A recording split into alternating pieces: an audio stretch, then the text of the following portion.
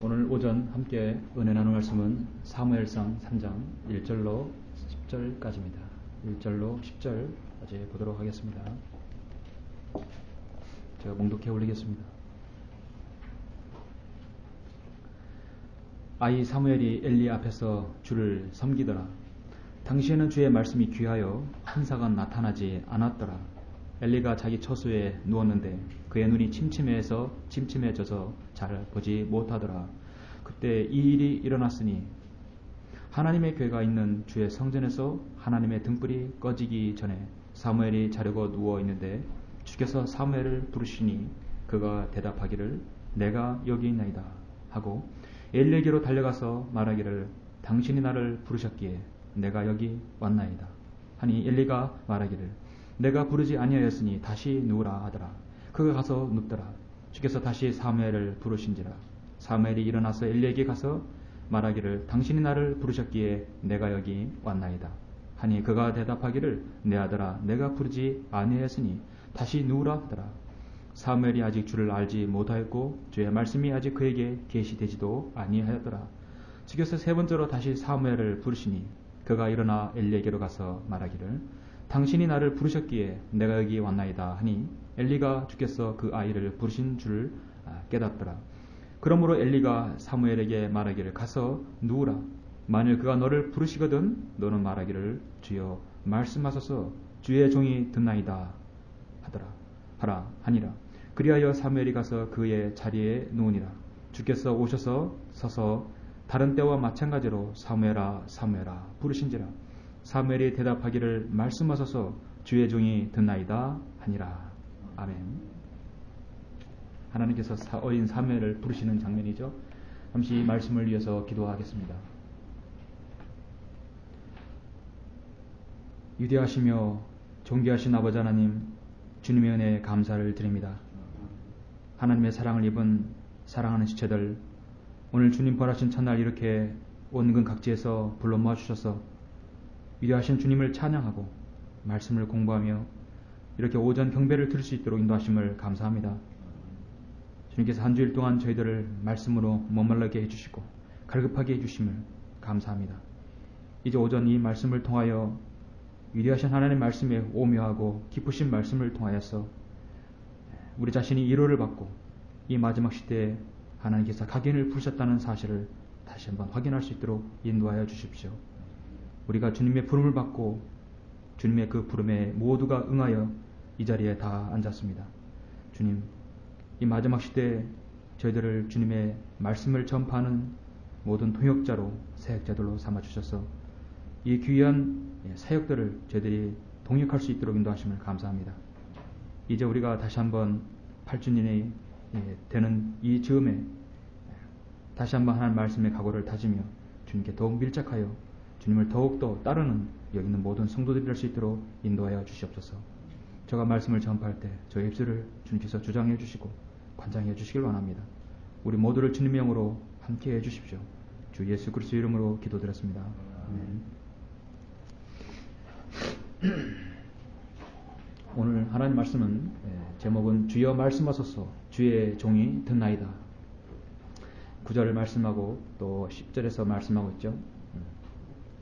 성경으로 믿는 그리스도인은 성경을 대하는 태도에 대해서도 일반 교인들과 남다릅니다. 하나님께서 그 말씀을 나누라면 우리도 나누고 하나님께서 그 말씀을 합치라면 우리도 합치고 하나님께서 원하시면 우리도 원하고 하나님께서 실행하시기를 원하시면 또 우리도 실행하는 사람들입니다.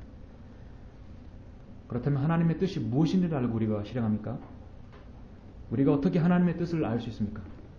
바로 여러분 지금 앞에 놓인 하나님 말씀인 성경을 통해서 우리가 하나님의 뜻을 우리가 간파할 수 있습니다.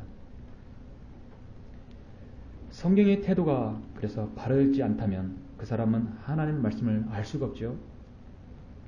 성경에 대한 태도는 가장 중요하다고 보는 것은 우리가 사무엘상을 통해서 하나님 말씀을 존중하는 것이죠. 하나님 말씀을 존중하는 사람을 하나님께서 그 사람을 존중하십니다. 성경은 하나님께서 인간에 관한 자신의 뜻을 그리고 인간의 그 실상과 구원의 방법, 믿는 사람들의 복과 그 미래를 밝혀주고 있습니다. 그것을 믿도록 우리에게 믿음을 또 허락해 주십니다. 그러므로 성경의 교리들은 거룩하고 그 규례들은 구속력 있고 그 역사는 사실이며 그 결정은 불변합니다. 성경을 읽으면 여러분은 현명해질 것입니다. 성경을 믿으면 여러분이 안전해지고 여러분의 성경대로 실행하면 여러분이 거룩해집니다. 이 하나님 말씀에는 여러분의 생애에 인도하는 빛이 있습니다. 또 여러분을 지탱해주는 여러분 영적 음식이 있고 여러분을 안위하는 위로가 있습니다. 종교개혁자 마르틴 루터는 성경은 나의 거울이다. 그 안에서 나는 타락하기 전 아담 안에서 내가 무엇이었는지를, 타락한 후에 내가 무엇이 되었는지를, 그리고 그리스도 안에서 지금 나는 무엇이며 또 무엇이 될는지, 그리고 영원히 무엇이 될는지를 본다라고 말하고 있습니다. 여러분은 자신의 생애에 이 귀한 하나님의 말씀을 통하여 주님의 재림을 여러분이 기다리며 산다는 것에 대해서 감사하십니까? 여러분 생애에 이 하나님의 말씀을 통해서 예수님께서 오신다는 것에 대해서 여러분 참으로 감사하고 또 기다려 주시죠. 여러분께서 이 말씀을 통해서 진리의 눈을 뜨고 향상된 계시를 아는 것은 여러분 축복 중에 정말 축복일 것입니다. 이 진리의 눈을 뜨지 못한 사람은 마치 돼지에게 진주를 주듯 아무리 알려줘도 소용이 없습니다. 그렇다면 바른 말씀을 지독히도 증오하고 미워하는 마귀는요, 끊임없이 여러분이 어떻게든 하나님의 바른 말씀 안에서 살지 못하도록 지속적으로 여러분을 방해할 것입니다. 하나님의 말씀을 통해서 여러분이 성령으로 믿고 실행하는 것에 대해서 여러분을 지속적으로 여러분에게 도전을 줄 것입니다. 마귀는 여러분에게 방해를 주지만 하나님의 말씀은 여러분이 지속적으로 여러분에게 동기부여를 해주실 것이라 믿습니다. 여러분이 하나님 말씀에 대해서 도전을 오늘 받게 되면 여러분 안에는 갈등이 생길 수 있습니다. 그것으로 인하여서 세상과 교회 안에서 여러분이 갈등이 있을 수 있습니다. 이겨내야 합니다. 이 말씀으로 인해서 여러분이 내가 주님을 따르는데 고난과 난관, 여러 가지 어려움들이 있다는 사실을 알고 그거를 감내해야 하는 여러분에게 그런 숙제가 있을 것입니다. 마찬가지로 이겨내야 합니다. 오늘 오전에 우리는 하나님께서 여러분에게 성경을 통하여 이 시대에 말씀하시는 교리와 실행에 대해서 여러분에게 도전이 되는 말씀을 잠시 전하고자 합니다.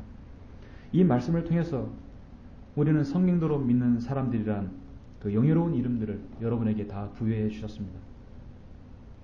그렇다면 믿음의 실행에 있어서도 여러분이 주님 앞에 떳떳하고 의롭고 거룩하고 신실한 마음으로 오늘 말씀을 대하시면 한층 더 주님과 더 가까이 밀착할 수 있으리라 저는 봅니다. 본문을 보시면 이 주된 인물은 이스라엘의 나라의 건국이 되기 직전에 사실상 마지막 재판관이라고 할 수 있는 사무엘입니다. 하나님께서 그에게 기름을 부으셔서 선지자로 세우셨고 제사장으로 세우셨습니다. 그는 참으로 신실한 제사장으로 또 선지자로 주님을 섬겼고 이스라엘에서 사역했습니다. 오늘 본문은 여러분 아시는 바대로 어린 사무엘에게 하나님께서 성전에서 그를 부르신 장면입니다. 구약의 이스라엘 왕조의 시작이라고 할 수 있는 사무엘 상하는요 매우 중요한 부분입니다. 역사서에서 여러 가지 다 중요하지만 여러분 사무엘 상하는 아주 중요합니다. 왜냐하면 예수 그리스도의 예표인 중에 예표인 다윗 왕의 생애가 여기서 나오기 때문입니다. 다윗 왕을 알면 예수 그리스도가 보입니다. 그 중요한 역사의 시작인 사무엘상 1장에서 3장까지 보면 당연히 다윗 왕이라든지 어떤 왕조가 시작됨을 알 수 있는데 1장에서 3장에서 스포트라이트는 어떤 왕이 아니라 한 제사장을 지금 초점을 맞추고 있습니다. 성령님께서 의도하신 것이에요. 한 선지자요 제사장의 사무엘에 대해서 지금 성령님의 초점을 맞추고 있어요.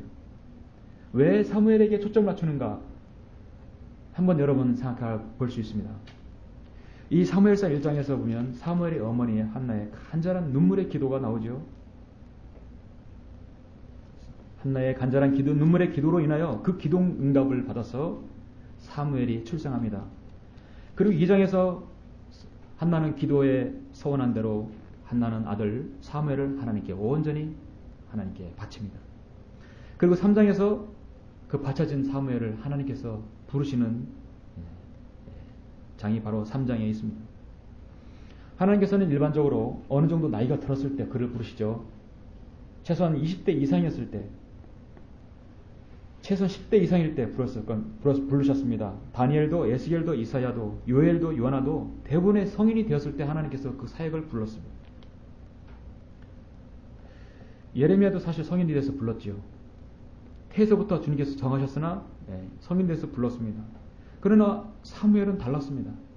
어릴 때 아직 그가 하나님 말씀에 대해서 알지 못하였고 그런 어떤 분별이 없을 때도 하나님께서 그를 부르셨던 것입니다. 오늘 본문에 보니까 하나님께서 심히 지금 다급하셨음을 볼 수 있습니다. 아직 어린 사무엘에게 하나님께서 지금 부르고 있습니다. 하나님께서는 분명히 지금 당시 엘리 제사장이 있었는데도 굳이 사무엘을 왜 불렀을까? 아직 성장하지 않는 사무엘을 왜 부르셨는가? 우리는 그 이유를 사무엘상 2장에서 찾을 수 있습니다. 하나님께서는 지금 심히 자신의 이름을 모독을 당하고 있는 때입니다. 하나님께서는 자신의 이름이 모독을 당하며 자신이 세운 이스라엘 백성으로부터 존중을 받지 않고 있는 때인 것입니다. 사무엘상 2장 30절을 보시면 그러므로 이스라엘의 주 하나님이 말하노라 내가 참으로 내 집과 내 조상의 집이 내 앞에서 영원히 행하리라고 말하였으나 이제 주가 말하노니 결코 그렇게 하지 아니하리라. 나를 존중하는 자들을 내가 존중하고 나를 멸시하는 자들을 내가 소홀히 여기리라. 하나님께서 지금 존중받고 있지 못하고 있어요. 하나님께서는 지금 다시금 한 제사장을 세우기로 작정을 하신 것입니다.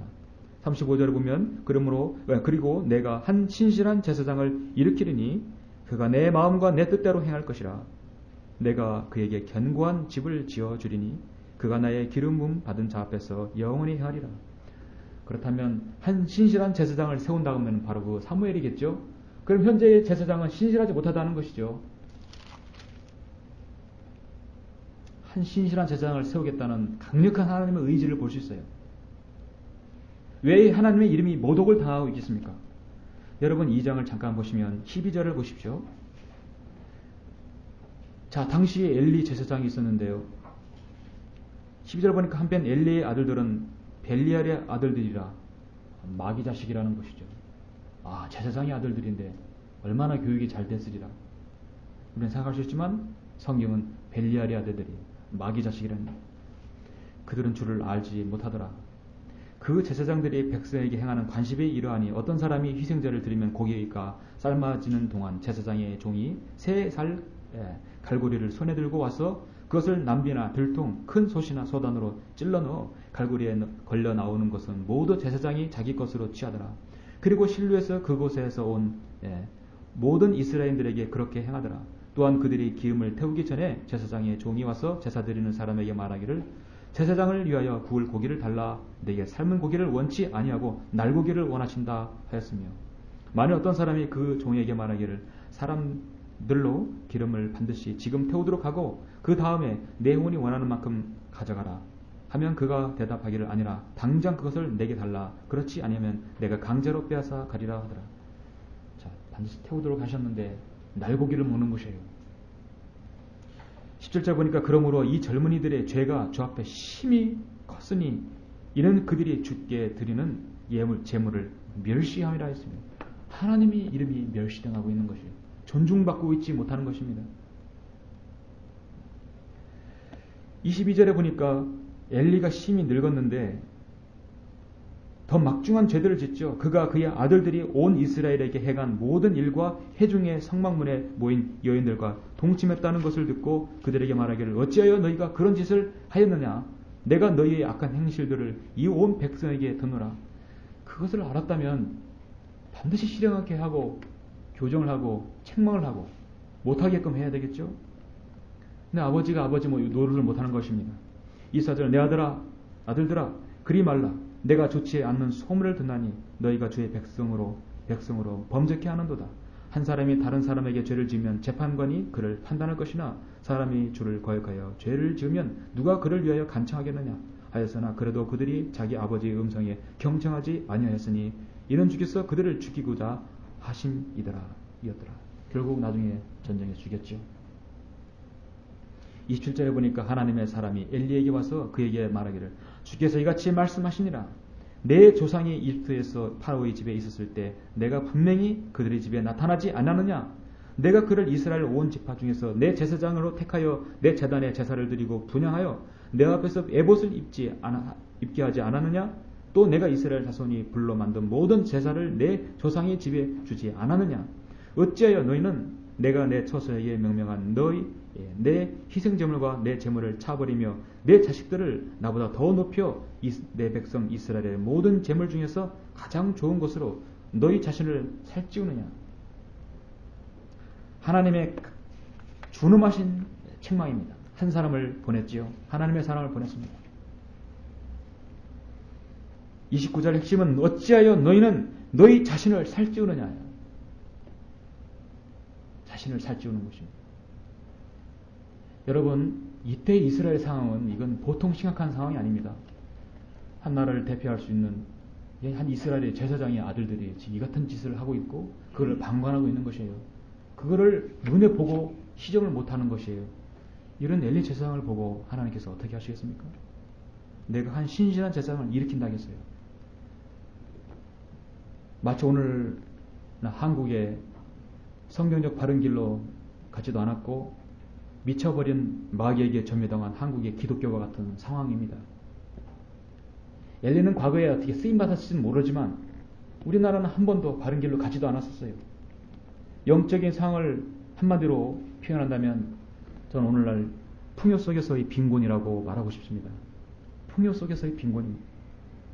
그 말로 물질적으로 말하자면 전 세계 한국 교회만큼 물질적으로 풍요로운 곳은 세계 어느 곳도 없을 것입니다.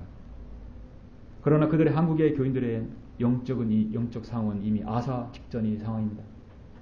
요한계시록 3장에서 오늘날 교회에 대해서 예언하셨어요. 나는 부자며 부유하고 아무것도 부족한 것이 없다. 하지만 너는 비참하고 가련하며 가난하고 눈멀고 헐벗은 것을 알지 못하는도다. 오늘날 이 시대입니다.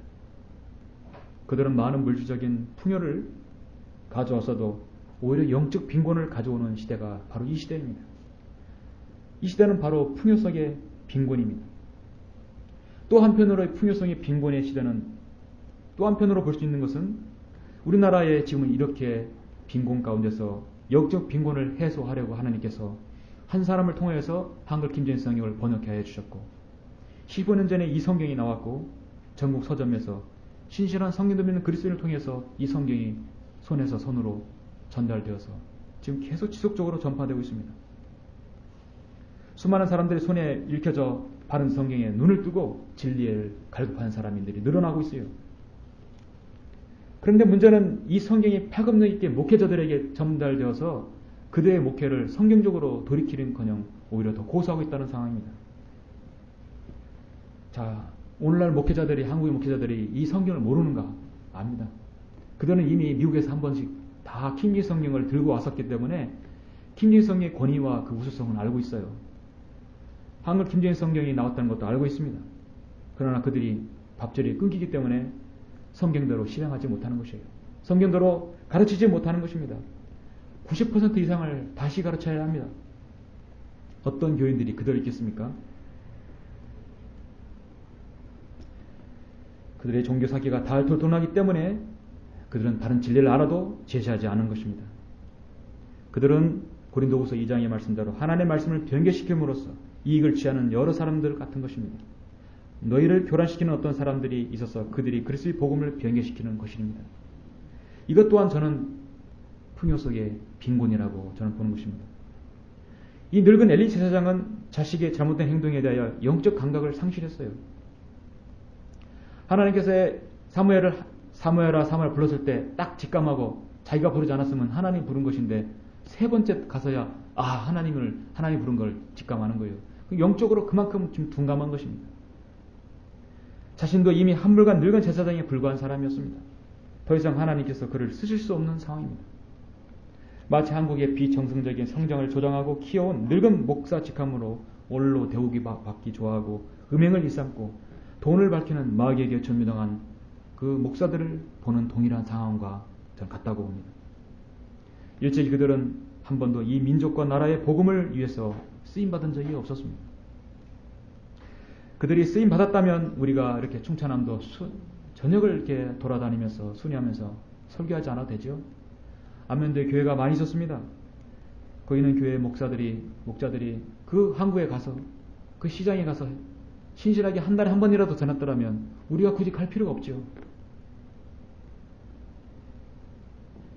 이날의 한국 상은 온통 쑥대밭이 됐습니다.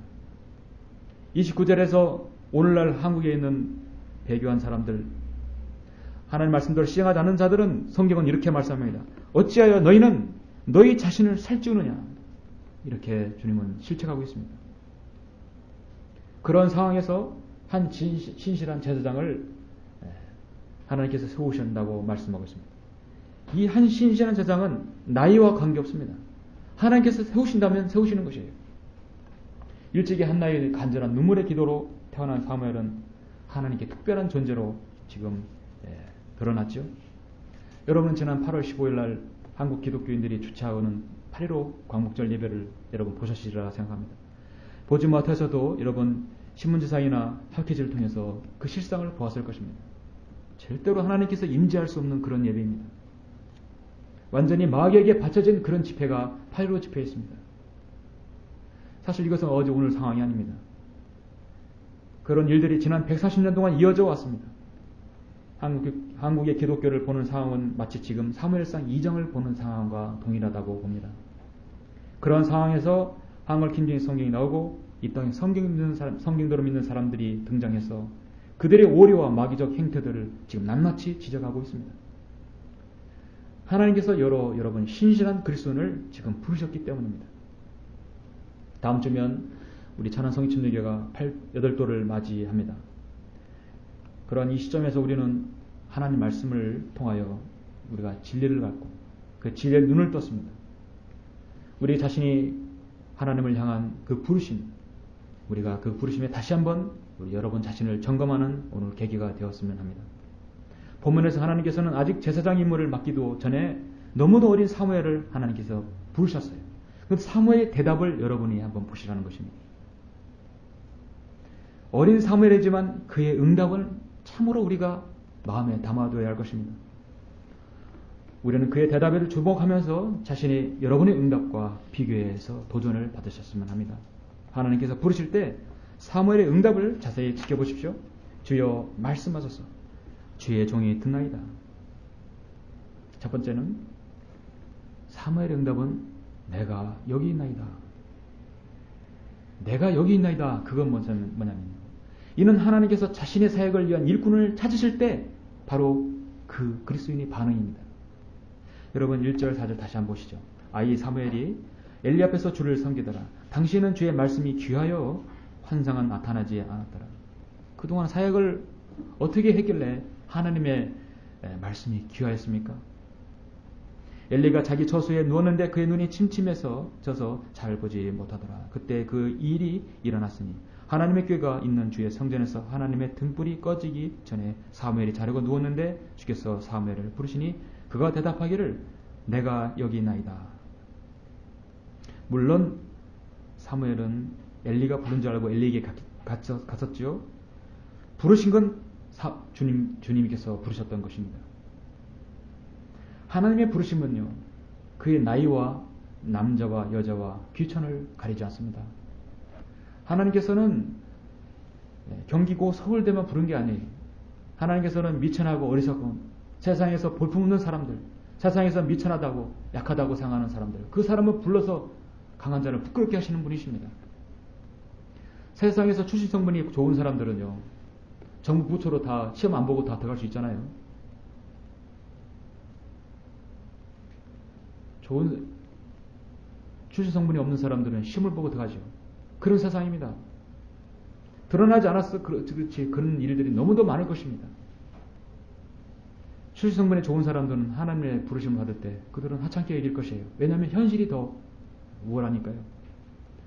그러나 하나님께서는 그런 출생 성분, 나이, 남녀 귀천을 따지지 않습니다. 하나님께서 쓰시는 가장 올바른 그 기준은 그 사람이 하나님의 말씀을 정말 존중하는 사람인가, 그걸 보는 거예요. 하나님께서 자신의 사역을 위해서 말씀을 존중하는 사람을 찾으세요. 이 지역에 와서 말씀을 존중하는가, 그 사람이 오래 와서 안착을 하고 진리의 눈을 뜨는가, 아주 중요한 관건입니다. 어떤 경로로 왔든지 그 사람은 하나님의 말씀을 존중하는 사람이어야 합니다. 그 사람을 우리가 그 기준을 알 수 있어요. 정말 그 사람이 하나님의 말씀을 존중하는 사람인가, 그 사람의 성도를 믿는 사람이 가능성이 있는 것입니다. 하나님께서 여러분을 자신의 사역을 위해서 여러분을 찾으셨습니다. 그리고 여러분의 반응은 어떻게 했습니까? 여러분 자신도 사무엘처럼 내가 여기 있나이다, 그렇게 여러분 응답하셨습니까? 하나님께서는 일찍이 믿음의 조상 아브라함을 축복하시기 전에 그를 시험하시기 위해서 그를 불렀습니다. 그를 쓰시기 위해서, 이스라엘의 조상으로 그를 쓰시기 위해서 그 우상을 섬기는 그곳에서 오게 하셔서 하나님을 부르실 때 창세기 22장 1절에서 보면, 이 일들로 하나님께서 아브라함을 시험하시며 그에게 말씀하시기를 아브라함아 하시니 그가 말하기를 보소서 내가 여기 있나이다. 아브라함의 대답은 내가 여기 있나이다. 이스라엘 이름인 야곱은 어떻습니까? 하나님의 천사가 꿈에 내게 말씀하시기를 야곱아 하시기를 내가 말하기를 야곱도 대답이 내가 여기 있나이다. 성경은 창세기 31장 11절에서 말씀하고 있습니다. 하나님께서는 자신의 백성 이스라엘 백성을 이집트에서 구해내시기 위해서 한 일꾼은 모세를 선택하셨습니다. 하나님께서 그를 출애굽기 3장에서 딱 불렀을 때 그의 대답은 무엇이었습니까? 주께서 그가 보려고 옆에서 비켜서신 것을 보신지라 하나님께서 가시던 뿔 가운데서 그를 불러 말씀하시기를 모세야 모세야 하심으로 그가 말씀드리기를 내가 여기 있나이다. 모세도 동일하게 내가 여기 있나이다. 배교한 이스라엘을 향해 하나님께서 그들에게 경고하시기 위해 선지자 이사야를 하나님께서 쓰시기 위해 그를 불렀습니다. 아까 여러분 찬양했죠. 그의 대답은 무엇입니까? 또 내가 주의 음성을 들은 즉 말씀하시기를 내가 누구를 보내며 누가 우리를 위하여 가랴 하시기에 그때 내가 말하기를 내가 여기 있나이다. 이사야도 내가 여기 있나이다 하나님께 부응했던 것입니다. 이 배교한 민족을 위해서 질타하고 하나님 말씀을 전파할 자가 누구인가? 내가 누구를 보내며 누가 우리를 위하여 가랴? 이사야의 답변은 내가 여기 있나이다. 이방인을 향해 주님께서 선택한 그 사도 바울을 쓰시기 위해 하나님께서는 경건한 아나니아를 주님께서 불렀습니다. 그의 반응은 무엇입니까? 다마스커스에 아나니아라고 하는 제자가 있었는데 주께서 그 사람에게 환상 가운데 말씀하시기를 아나니아야 하시니 그가 말하기를 주여 보소서 내가 여기 있나이다. 아나니아의 답변도 마찬가지입니다. 여러분, 이 민족의 영적 황폐함과 이 영적 기갈을 위해서 처음부터 다시 복음의 씨를 우리는 뿌려야 했습니다. 그렇게 15년 전부터 우리는 뿌려왔습니다. 하나님께서는 자신의 사역을 위해서 여러분 각인을 부르셨어요. 그때 여러분의 응답은 무엇입니까? 오늘 3월의 응답대로 여러분의 응답도 내가 여기 있나이다. 그렇습니까? 그렇죠? 하나님께서 지금 사무에 부르실 때 나이와 지식을 고려하지 않으셨어요. 하나님께서는 여러분의 나이와 빈부를 고려하지 않습니다. 여러분의 사회적 이치를 고려하지 않습니다. 성인들은 교회는요, 어떤 나이와 빈부와 사회적 이치를 그런 걸 구분하지 않습니다. 아무리 세상에서 잘 나가는 연예인이 와도 그는 한 그리스도인 객체로 불리는 것이지 어떤 스타가 아닌 것이죠. 하나님께서는 지금 여러분의 하나님을 존중하는 그런 말씀을 사랑하는 그 고귀한 마음을 원하십니다. 하나님께서는 자신의 사역을 위해서 써야 할 사람을 찾으십니다. 그리고 그를 불렀을 때 그의 첫 대답은 내가 여기 있나이다.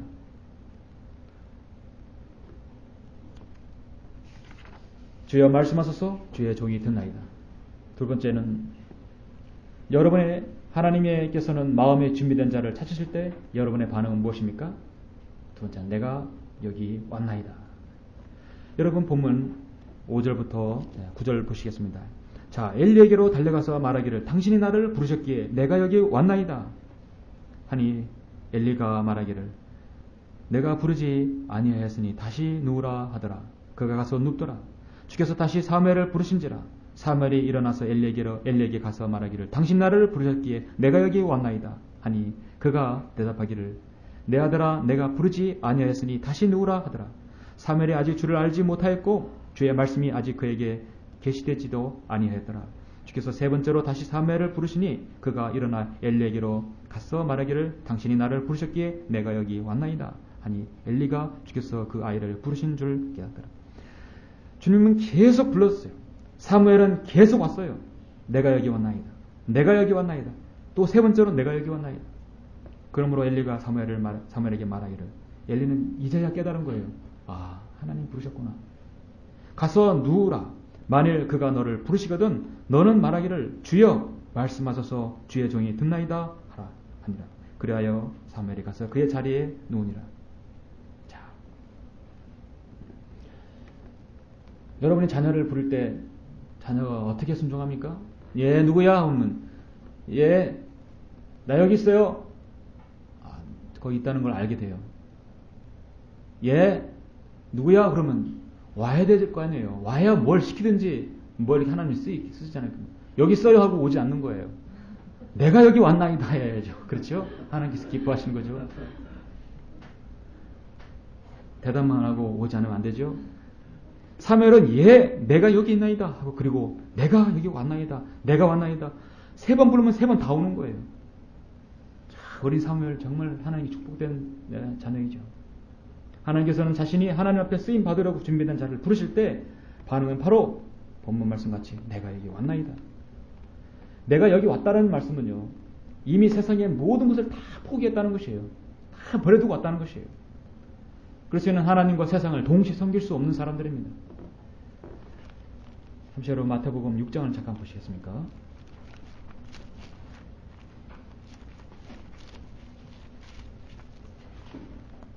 마태복음 6장 24절에 보니까 아무도 두 주인을 섬길 수 없나니 이는 그가 한쪽을 미워하고 다른 쪽을 사랑하거나 한쪽을 존중하고 다른 쪽을 업신여기기 때문이라. 너희가 하나님과 재물을 동시에 섬길 수 없느니라. 아멘. 재물을 다 버리려는 게 아닙니다. 재물을 벌 때 그 재물을 하나님을 위해서 쓰고 하나님의 영광을 위해서 여러분 잘 효율 있게 쓰면 되는 것입니다. 그리스도인은 두 주인을 섬기는 사람들 아니죠. 하나님과 세상을 동시에 섬기지 않고 신실하게 타협하지 않는 사람은 순수함을 가지고 있는 성도입니다. 그 성도는 하나님께서 그를 부를 때 예, 제가 여기 왔습니다. 왔다는 얘기는 이미 하나님께 방향을 틀은 사람들이죠. 여러분은 모두 다 내가 여기 있습니다. 그리고 내가 여기 왔습니다. 이거 오신 분들이죠. 롯의 아내처럼 세상에 미련을 두고 되돌아보다가 소금 기둥이 되지 않았습니까? 그 사람 속에는 가식과 이선이 있기 때문에 바로 뒤를 돌아볼 수 있는 것이죠. 럭커 목사님은 여러분이 순수함을 사랑한다면 그 말씀을 사랑할 것이고 여러분이 불결하다면 그 말씀이 여러분에게 혐오감을 줄 것이다 했습니다. 우리는 늘 마음의 준비를 해야 됩니다. 어떤 사역이든지 어떤 일이든지 하나님과 관계된 것이면 예, 제가 여기 있습니다. 그리고 제가 여기 왔습니다. 그리 하나님께서 실행하게 하지 않겠습니까? 주님 나를 써주십시오. 모든 준비가 된 사람이에요. 주여 말씀하소서 주의 종이 듣나이다. 하나님께서 이제 자신의 말씀을 실행하는 실제로 이제 액션을 취하는 그런 자를 찾으실 때 우리의 반응은 무엇입니까? 오늘 말씀 제목처럼 주여 말씀하소서 주의 종이 듣나이다. 내가 여기 있습니다. 내가 여기 왔습니다. 이제 말씀하십시오. 내가 바로 실행하겠습니다. 오늘 본문 마지막 9절 10절 보시면 그러므로 엘리가 사무엘에게 말하기를 가서 누우라. 만일 그가 너를 부르거든 너는 말하기를 주여 말씀하소서 주의 종이 듣나이다 하라. 그래야 사무엘이 가서 그의 자리에 누우니라. 주께서 오셔서 이제는 정말 섰습니다. 주님께서 사무엘하고 대면하고 있는 것입니다. 서서 다른 때와 마찬가지로 사무엘아 사무엘아 부르신지라. 사무엘이 대답하기를 말씀하소서 주의 종이 듣나이다 하니라. 이 고백은 하나님께서 어떤 말씀을 내게 하시더라도 내가 실행할 의지가 있다는 것이죠. 모세가 이스라엘 백성 200만 명을 이집트에서 이끌고 시내산에 왔을 때 그는 십계명을 받았어요. 그리고 자신이 백성에게 그 율법의 정수를 백성에게 딱 전해줬을 때 그때 백성들은 고무되어 있었고 하나님의 말씀에 실행할 의지가 있었습니다. 그들의 고백은 무엇입니까? 모세가 백성에게 이르기를 두려워 말라. 하나님께서 내려오시면 너희를 시험하시고 그를 두려워함이 너희 얼굴 앞에 있게 하여 너희로 죄를 짓지 않게 하려 함이라. 자, 백성이 18절에 보니까요. 모든 백성이 천둥과 번개와 나팔 소리와 연기나는 산을 보았는데 백성이 그것을 보고 이동하여 멀리 떨어져 서서 모세에게 말하기를 백성이 이 고백을 보십시오. 당신이 우리에게 말씀하소서 우리가 들으리니 하나님께서 우리에게 말씀하시지 않게 하여 우리로 죽지 않게 하소서. 자, 말씀하십시오. 우리가 듣겠습니다. 주여 말씀하소서. 내가 듣나이다. 주여 말씀하십시오. 내가 바로 실행할 수 있습니다. 내가 여기 있습니다. 내가 왔습니다. 그리고 내가 실행할 수 있습니다. 누가복음의 10장의 38절 보면요. 하나님의 말씀을 들으려는 그 열정이 있고 하나님을 섬기려는 아름다움이 한 장면이 있습니다. 예수님의 일행이 예루살렘 근처 베다니에 이르렀을 때 그곳에 마르다라는 여인이 예수님의 일행을 맞이해서 하루를 묵게 했는데 예수님을 극진히 대접하려는 한 두 자매였습니다. 저녁 준비 때문에 마르다는 분주했어요. 근데 그의 동생 마리아는 저녁 준비는 아랑곳 않고 예수님 발 아래 앉아서 하나님 말씀을 귀를 쫑긋 세우고 듣는 것이에요.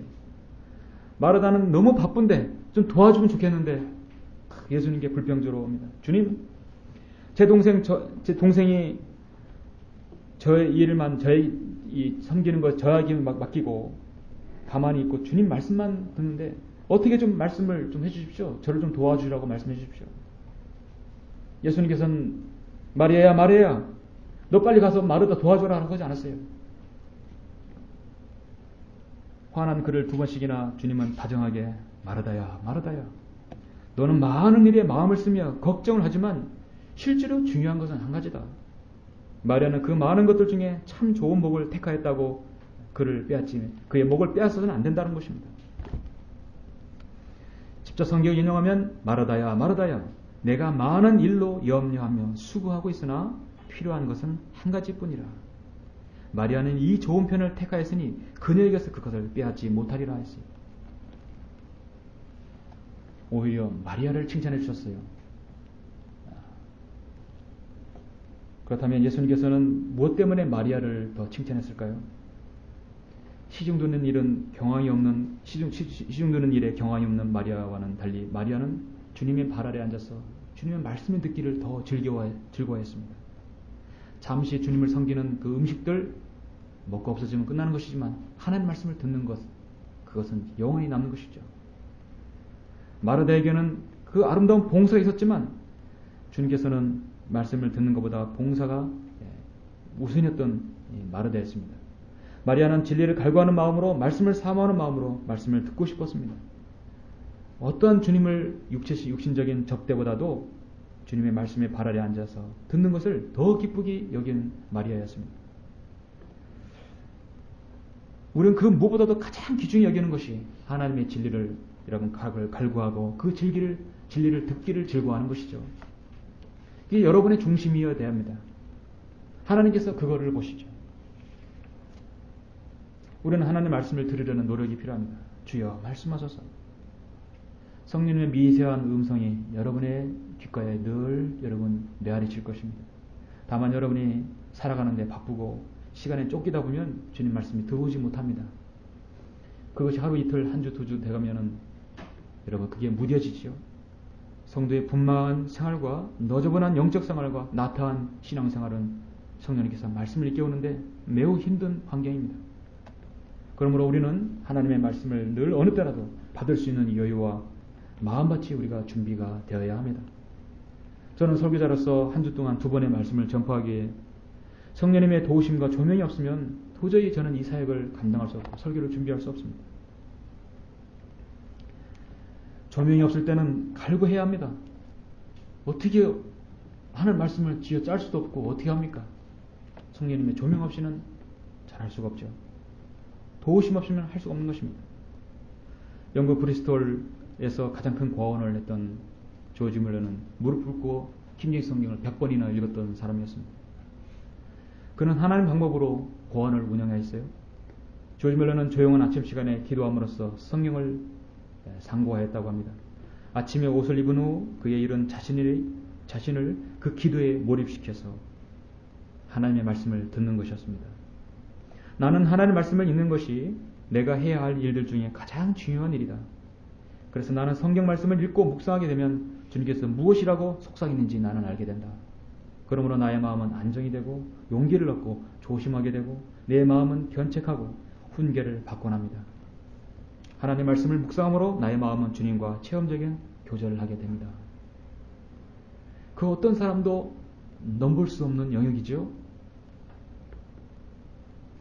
그도 오늘 말씀처럼 주여 말씀하소서 내가 듣나이다. 그런 고백을 하였을 것입니다. 여러분은 무기여 자리가라 노인과 바다 이런 참으로 세상 사람이 말하는 그 훌륭한 그 소설을 지은 어네스트 해밍웨이를 아시죠? 노인과 바다로 퓰리처상과 노벨 문학상을 탄 사람이었습니다. 미국 문학의 대표 작가 해밍웨이 1899년에 미국 일리노이 오크파크에서 태어났어요. 그의 어머니는요 엄격한 신앙으로 참으로 신실한 그리스도인이었습니다. 어렸을 때부터 해밍웨이를 주일학교에 보내고 성가 때 가운을 입히고 노래를 부르게 하고 참 똑똑한 소년이었어요. 어린이 되어가면서 점차 신앙에서 이탈하기 시작하고 하나님의 말씀을 존중하기는커녕 하나님의 말씀을 무시하기 시작했습니다. 그가 위대한 문학가로서는 세상 역사에 이름이 남겨질지 모르지만 하늘나라에서는 그의 일에 대해서 아무도 기억하지 않습니다. 그는 타락의 나날을 보냈습니다. 기도하는 어머니가 자주 타이르고 경고를 했지만 그는 듣지 않았어요. 한 번은 어머니가 그의 아들의 생일 케이크를 보내면서 케이크 안에다가 해밍웨이 아버지가 사용하던 권총을 같이 딱 넣어서 선물을 줬다고 합니다. 그 뜻은 생활을 그런 식으로 하느니 차라리 죽는 것마다 못하다는 암시를 주기 위해서였습니다. 죽으라는 얘기는 아니었죠. 그도 어머니에게 편지로 응수했습니다. 어머니, 나도 예수도 알고 나는 하나님도 알아요. 그러니까 창피하니까 이런 편지 더 이상 보내지 말아요.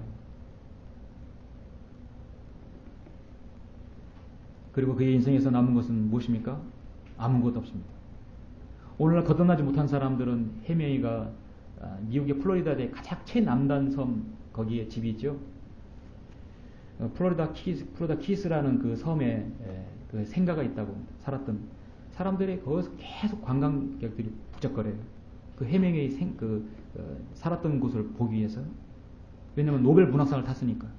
그 거듭난지 그런 건 관심이 없습니다.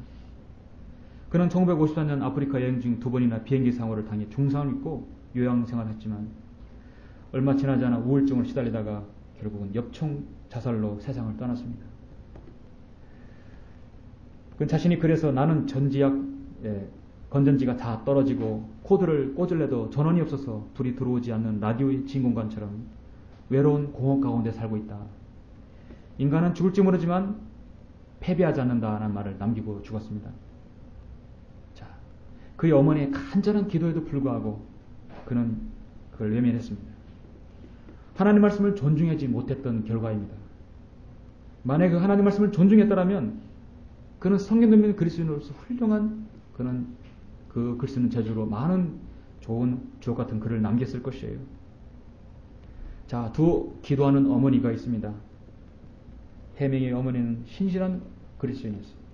자, 사무엘의 어머니 한나도 그 한나를 낳기 위해서, 그 사무엘을 낳기 위해서 참 눈물의 기도를 부렸던 사람입니다. 그러나 두 사람의 생은 비교가 되죠. 하나는 사람 말씀을 존중하는 사람, 한 사람 말씀을 존중하지 않고 자살한 사람입니다. 이렇게 차이가 나는 것입니다. 결론적으로 오늘 본문에서 사무엘은 하나님의 부르심을 받았습니다. 그는 응답하였습니다. 주여 내가 여기 있나이다. 그리고 주여 내가 여기 왔나이다. 주여 말씀하셔서 내가 듣나이다. 바로 실행할 의지가 있는 것이에요. 정말 하나님께서 가장 듣기를 원하는 대답만 골라 하셨어요. 사무엘은 내가 여기 있나이다. 내가 여기 왔습니다. 그리고 말씀하십시오.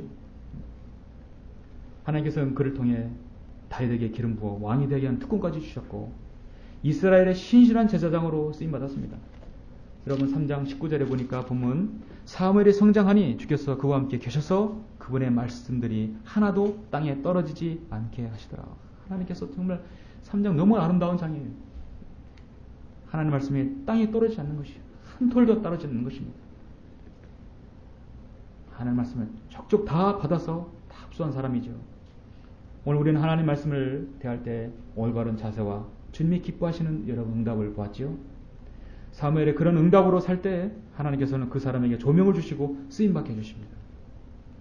하나님의 계시와 조명은 하나님께서 사랑하고 사용하시는 신실한 사람들에게 주어지며 항상 성경 읽고 공부하며 묵상하는 사람들에게만 주어진다고 러커 목사님이 또 말씀하셨어요. 주여 말씀하소서 주의 종이 듣나이다. 사도행전 9장에서 사도 바울도 거듭났을 때 주여 내가 어떻게 하기를 원하시나이까 바로 실행하기를 지금 준비하고 있는 것이에요. 주의 말씀은 처음부터 참되며 모든 주의 의로운 명령들은 영속히 지속되나이다고 성경은 119편에서 10편에서 말씀하고 있습니다. 바로 여러분의 고백도 그와 같이 아름다운 응답으로 주님으로부터 귀히 여러분 모두가 다 쓰임받는 성도들이 되시기를 간절히 바랍니다. 기도하시겠습니다.